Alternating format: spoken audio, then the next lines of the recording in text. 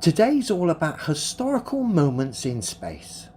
And what better place to start than Japan's historic 2008 Earthrise footage, where essentially they caught on film in HD for the very first time the blue marble Earth.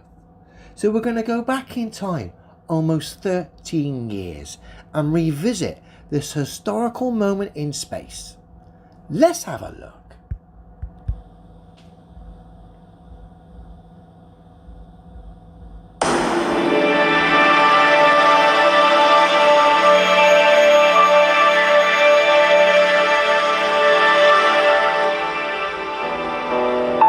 The Kaguya moves toward the South Pole on the far side of the moon. The blue Earth has appeared from the horizon. I've got to be honest, that's a lovely bit of piano there you're playing, my dear man. Lovely. But it's not distracting me from the fact the moon appears CGI. There's no stars. And it would seem the blue marble Earth is rising up behind a computer-generated moon. Not only rising up, it's got a touch of the blue Peter about it as it rises up behind the computer-generated moon. What's going on? This is the Earthrise, as captured by the telephoto camera.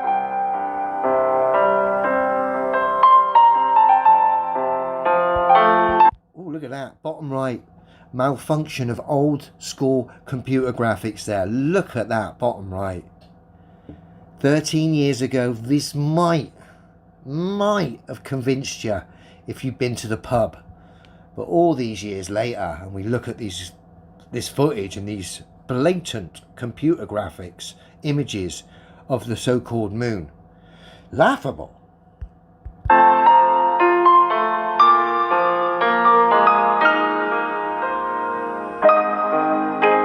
The sun is located right behind the Kaguya. The sun's light is projected directly onto the Earth, which appears round like a full moon.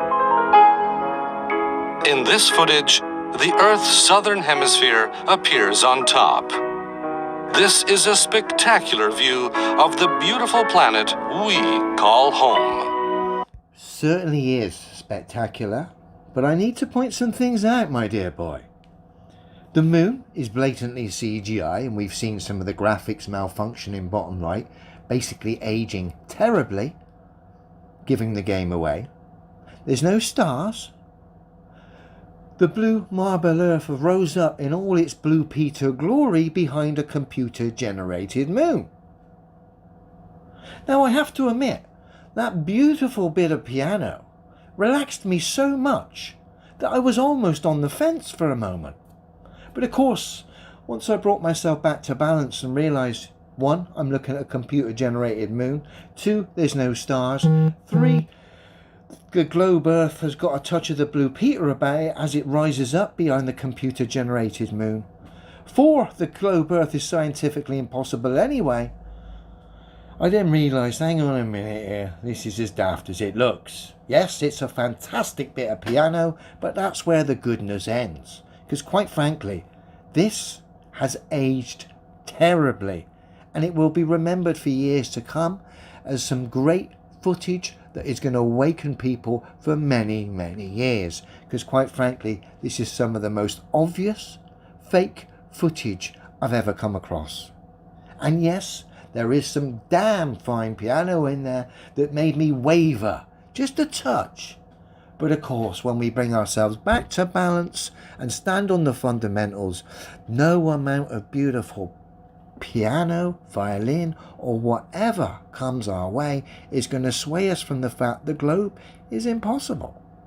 But anyway, nice try, lads. Bit gutted by the fact Japan have participated in this charade, seeing as they've got a real soft spot for their history, their culture, and their arts. So kind of a bit disappointed with that, but hey, it is what it is, you've got to go with the flow.